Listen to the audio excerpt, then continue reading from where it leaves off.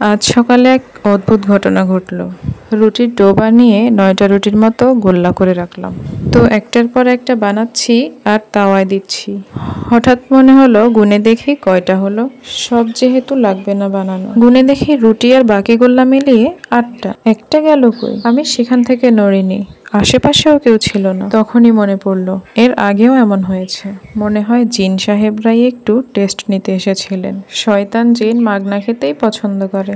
ডায়েটের জন্য রুটি খেলো নাকি সেটা আল্লাহই জানেন। তবে এই ঘটনাটা একটা বড় শিক্ষা দিল। যে কাজই করো শুরুতে বিসমিল্লাহ বলাটা কত জরুরি। বিসমিল্লাহ বললে আল্লাহর নামের বরকতে শয়তান দূরে থাকে, জিন তার ক্ষমতা হারায়। রাসূলুল্লাহ সাল্লাল্লাহু আলাইহি ওয়াসাল্লাম বলেছেন, যে ব্যক্তি ঘরে প্রবেশের সময় এবং আহারের সময় বিসমিল্লাহ বলে, শয়তান বলে আজ এই ঘরে আমার থাকার জায়গা নেই, খাবারও নেই। তাই রুটি বানানো, খাবার খাওয়া, দরজা খোলা, কাপড় পরা, যে কাজই শুরু করো না কেন আগে বলতে হবে বিসমিল্লাহ। এটা শুধু বরকতের চাবিকাঠি নয়, বরং জিন শয়তানের হাত থেকে রক্ষার ঢালও। আর নিসা, আসসালামু আলাইকুম। কেমন আছেন সবাই?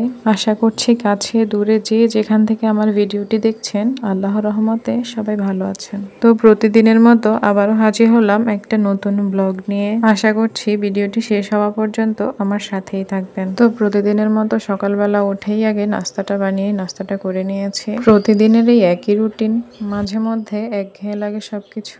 আসলে আমরা মেয়েরা কতটা ধৈর্যশীল তাই না? হাজারো কষ্ট হওয়া সত্ত্বেও স্বামী সন্তানের মুখের দিকে তাকিয়ে হাসি মুখে নিঃশব্দে সবকিছু করে যাই। তো যাই হোক, আজকে কিন্তু আমি রান্না করছি মাটির চুলায়। ঘরের সব কাজ গুছিয়ে দেখতেই পাচ্ছেন আমি কিন্তু ভাতটা বসিয়ে দিয়েছি। অনেকদিন পর মাটির চুলায় রান্না করছি।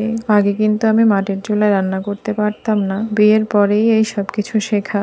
এখন কেন জানি না আমার মাটির চুলায় রান্না করতে ভালোই লাগে। আর মাটির চুলায় যে কোনো রান্নার স্বাদই অসাধারণ হয়। তো এই তো অনেকদিন পর রান্না করায় আমার চোখ অনেক জ্বালা করছিল ধোঁয়ায়, চারপাশ পুরো ধোঁয়ায় ভরে গেছে। তো ভাতটা হতে হতে আমি আপনাদেরকে আমাদের বাড়ির পেছনের দিকটা একটু দেখাই। আমাদের বাড়ির পেছনে কিন্তু একটা বিশাল বড় বিল আছে। এখানে দাঁড়ালে অসাধারণ একটা ভিউ পাওয়া যায়।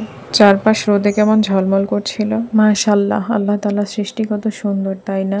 আল্লাহ তাআলার এত নিয়ামত, তারপরেও আমরা শুকরিয়া আদায় করতে জানি না। আল্লাহ আমাদের সবাইকে বোঝার তৌফিক দান করুক, আমিন। আমি কিন্তু আগেও বলেছি আমি বাকি সবার মতো গুছিয়ে সুন্দর মতো কথা বলতে জানি না। কথার মধ্যে অনেক ভুল ত্রুটি থাকতে পারে। যদি কারো খারাপ লেগে থাকে তাহলে অবশ্যই ক্ষমা সুন্দর দৃষ্টিতে দেখবেন। তারপর আমার দেখা হয়ে গেল এই সুন্দর ফুলটার সাথে। এই ফুলটার নাম কি আমি জানি না। আমি আগে যখন বাহিরে মাটির চুলায় রান্না করতাম, যখনই হাঁপিয়ে উঠতাম রান্নার ফাঁকে ফাঁকে আমি এখানে এসে হাঁটাহাঁটি করতাম। এখানে সবসময় বাতাস থাকে, যেহেতু সামনে পুকুর এবং বিল। প্রায় মাস কয়েক হয়ে যায় বাহিরে বের হওয়া হয় না, এদিকটাতেও আসা হয় না।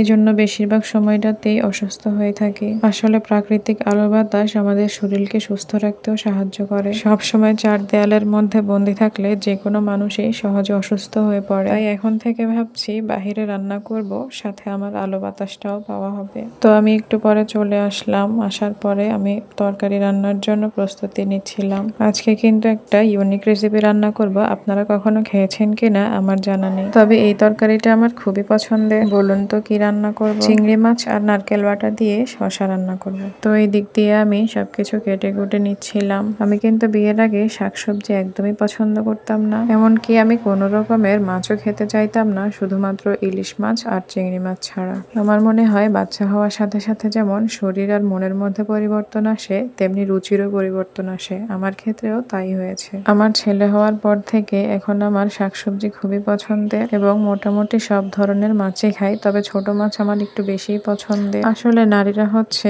একদম নরম কাদামাটির মতো। তাকে যেই ছাঁচেই রাখা হোক না কেন সে সহজেই সেই ছাঁচের রূপ ধারণ করতে পারবে।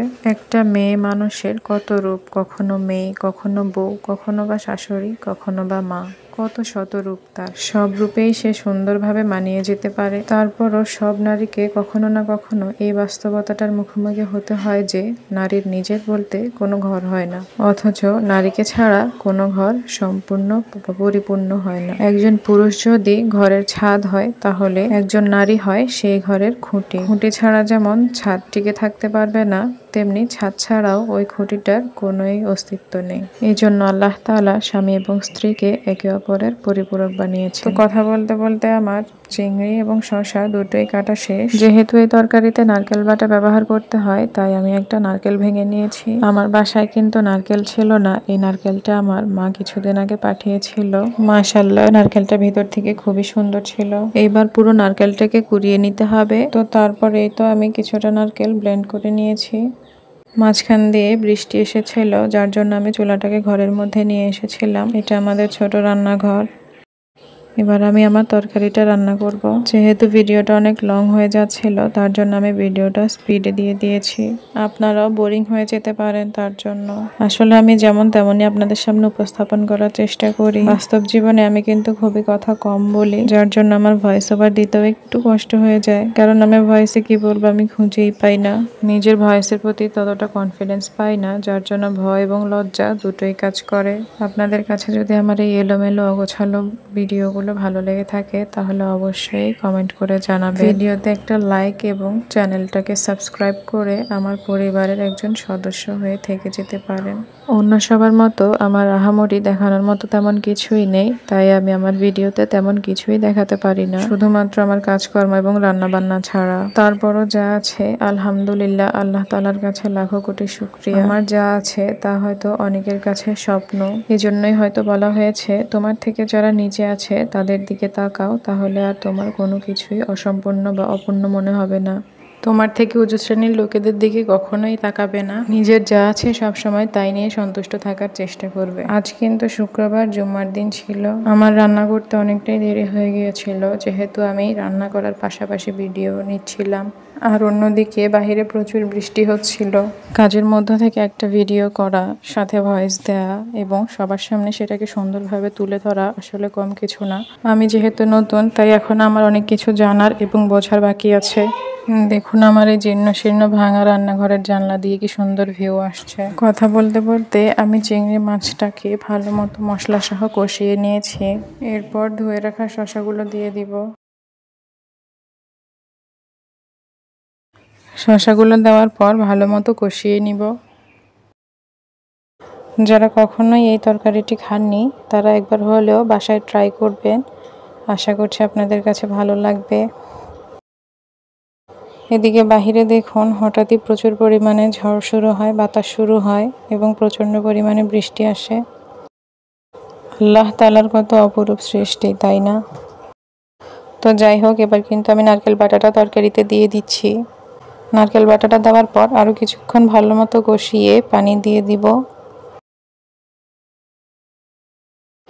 যেহেতু শসাতে পর্যাপ্ত পরিমাণে পানি থাকে, তাই পানিটা বুঝে শুনে দিতে হবে। এরপর আরও কিছুক্ষণ ভালোভাবে রান্না করে নেড়েচেড়ে ঝোলটা কমিয়ে নিয়েছি। এই তো আমার রান্না কমপ্লিট হয়ে গেছে। তো আজকের ভিডিওটা অনেক বড় করে ফেলেছি, তার জন্য সবার কাছে ক্ষমা চাচ্ছি। যদি এখনো পর্যন্ত আমার ভিডিওটা দেখে থাকেন, তাহলে অসংখ্য ধন্যবাদ। তো সবাই ভালো থাকবেন, সুস্থ থাকবেন, নিজের যত্ন নেবেন, আমাদের জন্য দোয়া করবেন। আল্লাহ হাফেজ।